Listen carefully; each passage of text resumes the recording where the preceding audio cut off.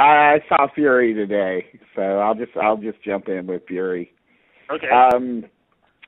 Yeah, I go in having fairly high hopes, even though David Ayers is not really a filmmaker that I can put a lot of trust in yet. I know a lot of people like End of Watch, but I gave up on it because of the camera work. I thought that camera work, I just can't watch it. But this luckily he has a cinematographer that learned to use a tripod, so that's good. Well, that does help. Yeah, and okay, so basically it's your basic World War II movie. There's really nothing amazing about it. I didn't think. I really, I mean, there's John Bernthal is the Southern guy. Kind of overplaying that, and Michael Pena is the Mexican guy, and then there's Shia LaBeouf, who's actually pretty good in it. He is good. He is, I thought, very good in it. Yeah, as the biblical guy, and like a Bible spouting guy, and then of course there's Brad Pitt doing his sort of like, I don't know, it was like a lighter version of what he did in Inglourious Bastards, I thought. Well, there is a similarity. There's one similarity, and it's a physical thing. It's not like an acting thing or anything, but it's the Aldo Rain has the scars around his neck from rope burn, almost being lynched, and then he has this. I guess I want to say from being in a tank all those years, his back is completely. Well, they look like burns. Yeah, they look like burns. I mean, I want to say from being. Yeah, I mean that I thought was interesting. I thought that was that scene where you see that, and it's like. Well, that was a good scene, actually. I thought that was the best scene in the movie. So basically, it's these guys in the tank. That's all it is, and they're trying to get to a place. So that's all it is. And then there's Logan Lerman is in it, and he's the new guy.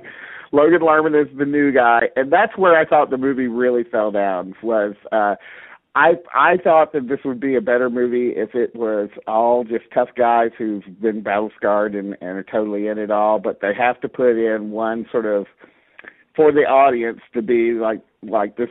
The audience is a newcomer to war, so there has to be a newcomer to war in the whole thing, even though this is the last days of the war. So it's like, so here's this kid who's just like the guy in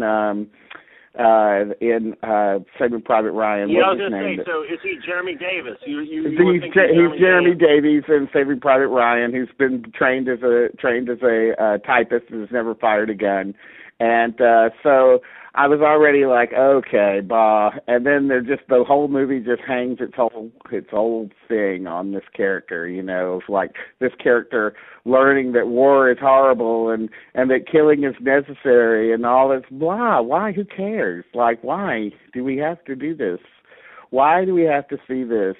And why is the whole movie about this now? I mean, why can't it just be a procedural movie about trying to get from point A to point B and not this sort of moralistic kind of thing? And meanwhile, the movie takes great joy in showing all of the horrors of war. I mean, it's like every chance it gets to show a head exploding or a tank running over a dead burnt body or whatever, it takes it and takes great joy in it. Well, so that is the filmmaker. I mean, that's David Ayer. I mean, I thought this was by far his best film since Harsh Times.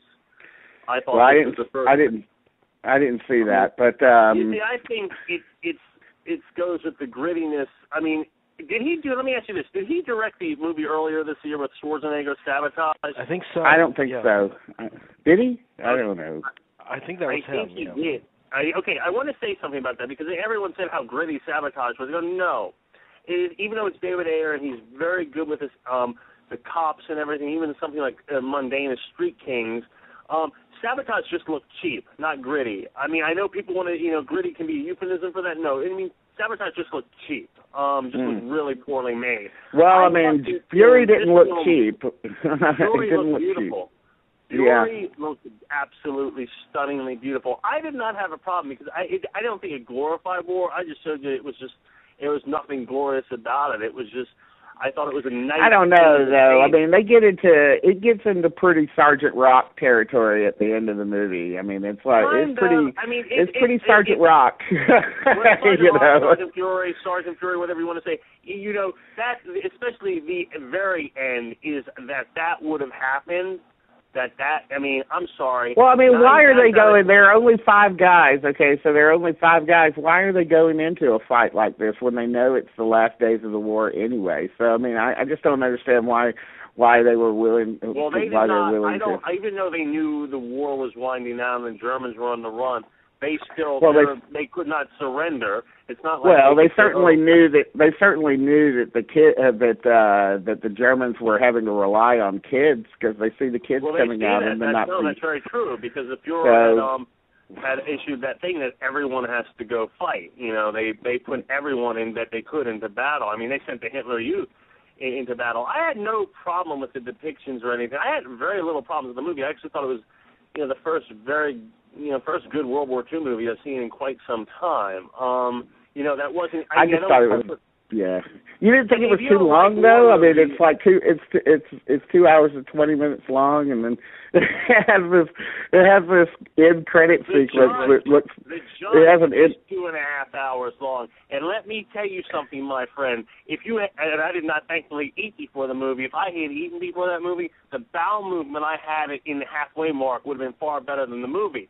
But I mean, I'm sorry. I didn't mind the time because I was curious where it would go. But there has been, I think, a course that certain critics have had a problem with the ending, whether it is the standoff or the result of the standoff. There's been a back and forth about that. What I think I like about the movie, and as I like with World War Z and Moneyball, is I think we're seeing Brad Pitt really coming into his own as a leading man. Well, I mean, let me just be clear about that.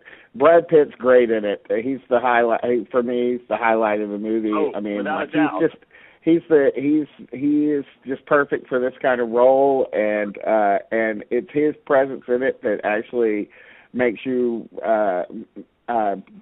invest you in the film, and less so for. But the movie really wants you to be with Logan Lerman. It really wants you to be with that character, and that's just a character that I got fed up with almost instantaneously. It's like, man, I don't care if you don't know anything about shooting a gun. You got to get in this tank and you got to shoot the enemy, man. You got to shoot the enemy. You got to do it. Do it. I got tired of seeing him like. Crying, I'm a baby or whatever. Come on, dude. We're not here to. It's the case of bad writing, if you were. Yes. Where it's not a character, but it's just a caricature.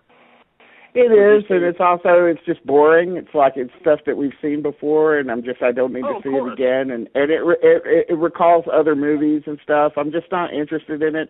It would have been much more interesting if it was just been totally Dirty Dozen all the way down the line, just totally like a bunch of badasses in there. Right. But we don't need to clean the crybabies' britches.